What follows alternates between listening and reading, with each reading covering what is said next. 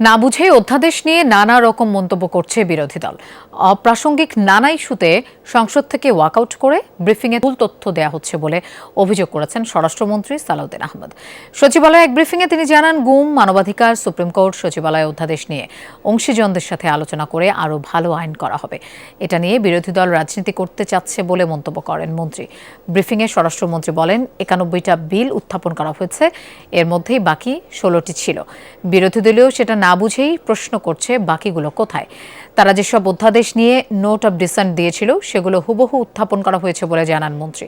ব্রিফিংয়ে আইনমন্ত্রী আসাদুজ্জামান বলেন, ৭টি অধ্যাদেশ অধিকতর যাচাই বাছাই করা প্রয়োজন। যারা বলছেন এসব অধ্যাদেশ বাতিল হয়েছে তা সঠিক না। আইনমন্ত্রী বলেন, গুম কমিশন অধ্যাদেশে আইনের নানা ফাঁকফোকর ছিল।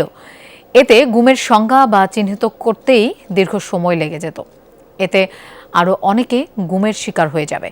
এসব সংশোধন করে গুম কমিশন নিয়ে নতুন আইন করা হবে। মানবাধিকার কমিশন অধ্যাদেশে তদন্ত, জরিমানা সহ বিভিন্ন ধারা সাংঘর্ষিক বলে উল্লেখ করেন মন্ত্রী। যখন বিল আকার উত্থাপন করা হয় জাতীয় সংসদে, সব অধ্যাদেশগুলোকে এক করে একটা বিল আকারেই উত্থাপন করা হয়েছে।